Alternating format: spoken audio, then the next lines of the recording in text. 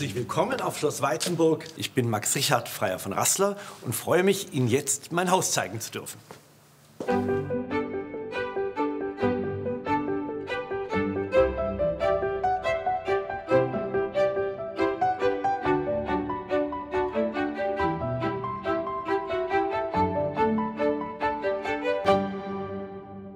Ja, das ist der Südflügel des Schlosses. Die Waitenburg gehört seit über 300 Jahren meiner Familie und hier, speziell in diesen Räumen, wohnt die Familie auch schon seit über 100 Jahren. Das Foto auf der Kommode zeigt meine Mutter an ihrem 85. Geburtstag. Meine Mutter war sozusagen der gute Geist hier im Haus und darum habe ich auch extra das Foto von ihr als sozusagen Begrüßung hingestellt. Die Innenausstattung, trägt alles meine Handschrift, zumindest das, was aktuell ist. Diese Tapete von Fornasetti mit den Affen habe ich hier anbringen lassen. Die finde ich irgendwie besonders lustig und es gibt so ein bisschen, nimmt dem Raum die Schwere oder den Ernst.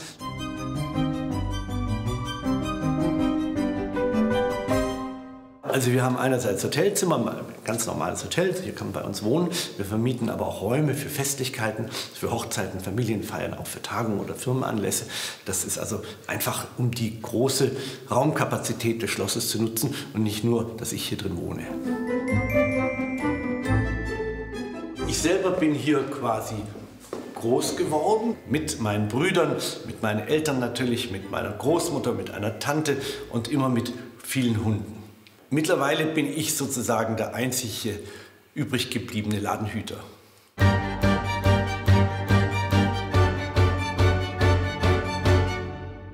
Stammen alle von meinem Vater. Die sind sogar mit Datum oder Jahreszahl versehen, wann, in welchem Jahr er sie geschossen hat. Und ich habe das alles so auch in Erinnerung an ihn gelassen und sehe es als Teil der Raumdekoration. Damit es nicht ganz so martialisch wirkt, habe ich die Wand dann in so einem schönen Lindgrün streichen lassen. Dann hat das ein bisschen mehr Leben und ist nicht ganz so traurig. Also ich bin auch Jäger und Sammler, nur dass ich nicht mit dem Schießgewehr jage, sondern mit dem Täfelchen im Auktionssaal. Man guckt nach einem Objekt seiner Begierde, dann schaut man es an und passt es und dann erlegt man es, indem man seine Tafel hebt oder am Telefon mitbietet und dann nimmt man die erlegte Beute mit nach Hause und hängt sie an die Wand.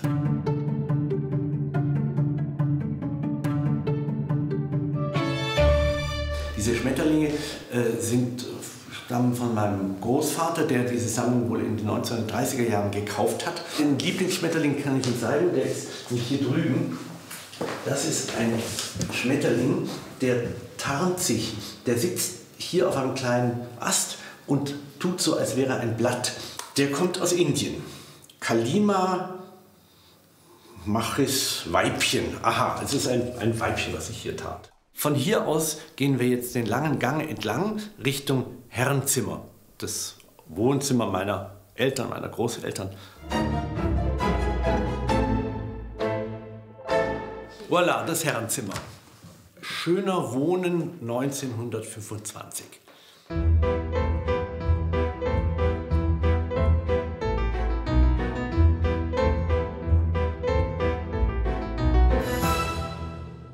Da saßen die Herren, haben, um beim schönen Bild zu bleiben, Zigarre geraucht und ein Cognac getrunken. Das große Bild, das ist mein Großvater, der hier abgebildet ist. Und es gibt auch Personen, die meinen, er würde mir ähnlich sehen. Das stimmt aber nicht, ich sehe ihm ähnlich. Die Technik des Malers nennt man den direkten Blick zum Betrachter. Das bedeutet, Sie haben, egal in welcher Ecke des Zimmers Sie sich befinden oder wenn Sie sich von einer Ecke in die andere bewegen, den Eindruck, er schaut Sie immer an. An das Herrenzimmer anschließend sich der sogenannte Turmsalon. Salon eigentlich früher Salon meiner Großmutter.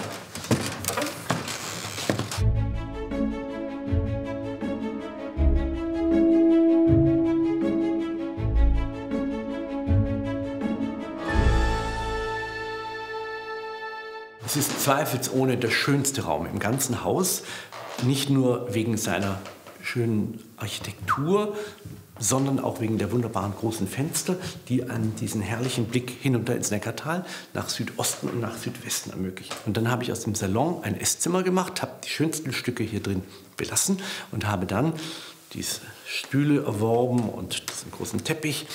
Und habe es dann alles umgestaltet. Ich war in Paris, habe die Tapeten gekauft. Der Teppich ist auch so ein Lieblingsstück von mir. Das ist ein chinesischer Palastteppich. Der wurde in China hergestellt für einen Raum, der sehr viel größer war, sicher als dieser. Denn der Teppich, ich habe ihn um ein Drittel verkleinern müssen, damit er so genau hierher oder hier hineinpasst. Aber er ist eben von den Farben und jetzt vom Format also wie gemacht hier für dieses Zimmer.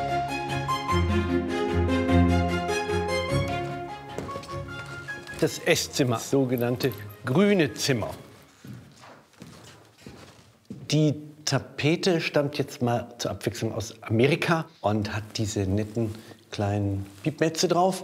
Und dieses Piepmatz-Thema findet sich auch in den Gemälden hier.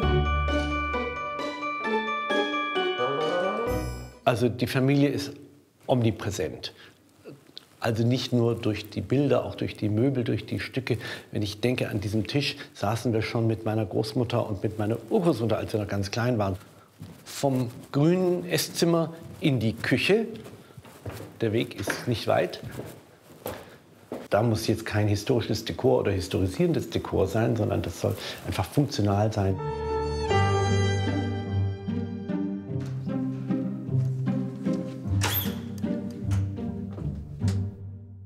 Unsere kleine Hauskapelle, das spirituelle Herzstück des Schlosses.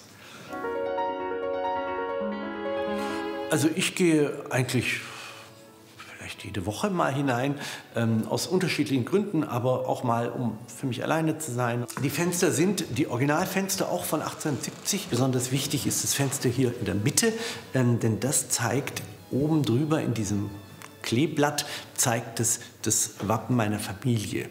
Der Wahlspruch der Familie pro fide et Caesare für den Glauben und den Kaiser. So, wir verlassen die Kapelle jetzt, es ist auch ganz schön kalt hier drin, und gehen rauf in den ersten Stock Richtung New York Zimmer.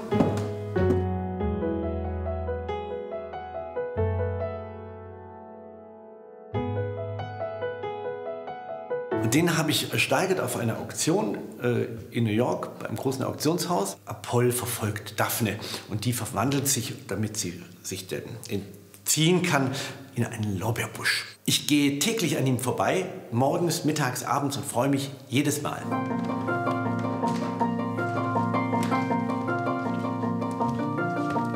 So, da wären wir in der Suite New York. Ein bisschen Licht hier an.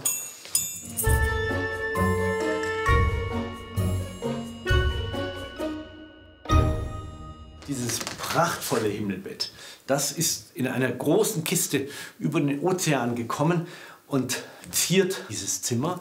Und viele Brautpaare, die bei uns ihre Hochzeit feiern, wollen nur dieses Zimmer haben. Das ist ein englischer Maler des 18. Jahrhunderts. Die Mariage à la mode, die Hochzeit nach der Mode, auf diesen verschiedenen Cartoons beschreibt der Künstler, wie diese Ehe in die Binsen geht.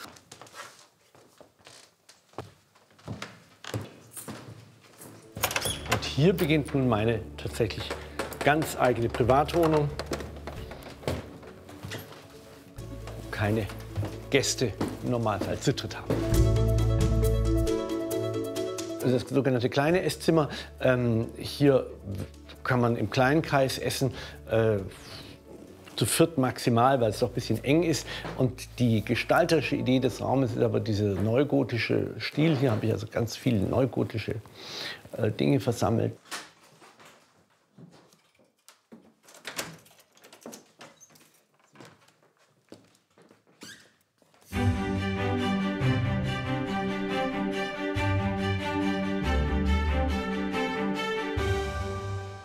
Beginnend mit dem Erwerber der Weitenburg, mein sechsfacher Urgroßvater Rupert Freiherr Rassler von Gammerschwan kauft die Weitenburg vor 301 Jahr.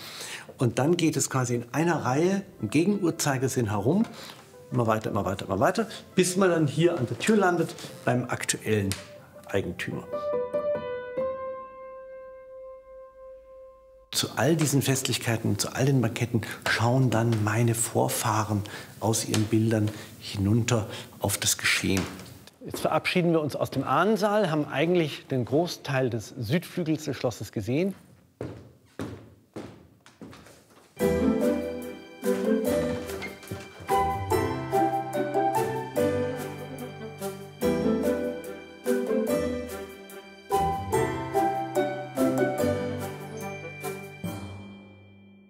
Das ist jetzt tatsächlich mein privater Salon im Turm.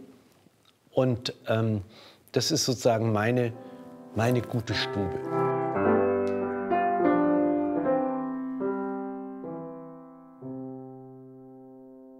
Die große Vase in der Mitte, ein sogenanntes Potpourri, die war schon hier im Haus. Das ist alles Meißner Porzellan aus der zweiten Hälfte des 19. Jahrhunderts. Ganz toll ist diese Uhr hier. Das ist eine Uhr, die in Wien in dem letzten Viertel des 18. Jahrhunderts hergestellt wurde, mit chinesischen Schriftzeichen, mit griechischen Elementen. Wenn man sie aufziehen würde, dann würde sie sogar laufen. Aber mich machen so tickende Uhren machen mich nervös. Und wenn der noch Musik macht oder schlägt, das mache ich nicht so gerne.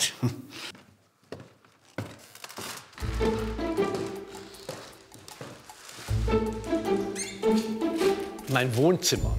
Hier wird jetzt Musik gehört. Hier wird gelesen. Hier kann ich Fernsehen. Hier telefoniere ich. Hier drin sind mal keine Vorhänge, keine üpplichen Dekorationen, keine bunten Farben. Hier ist alles so ein bisschen in Naturtönen und Weiß und so ein bisschen ruhiger.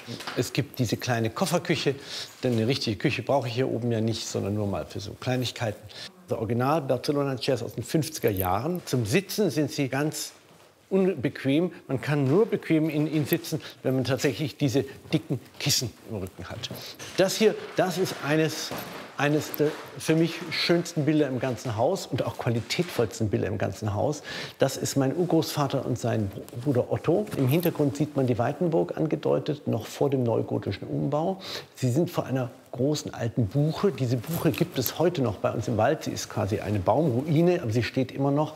Der Hund ist wahnsinnig naturalistisch gezeichnet. Ich sage immer, man könnte denken, der fängt gleich an zu bellen.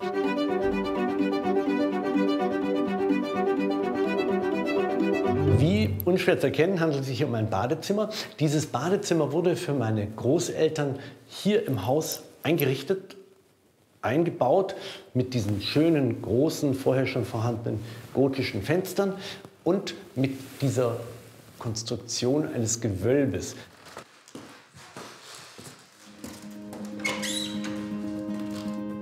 Und jetzt dann auf den Turm hinauf.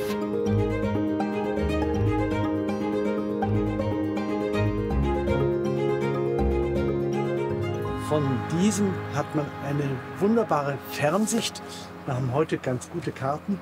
Man sieht von hier aus bis in den Schwarzwald. Hier sieht man gerade sogar mit bisschen Sonne die Schwäbische Alb. Und hier guckt man rüber zum Schlosspark, zu den Gutsgebäuden. Ich mag mir keine Situation vorstellen, die das notwendig machen würde, dass ich hier nicht mehr wohnen könnte. Das Haus ist ein Stück von mir und ich bin ein Stück von diesem Haus.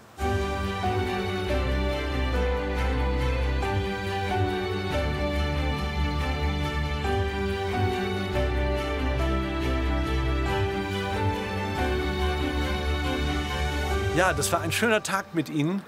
Ganz herzlichen Dank, dass Sie auf der Weitenburg waren. Und wenn Sie noch mehr sehen wollen, klicken Sie einfach hier oder abonnieren Sie den Kanal.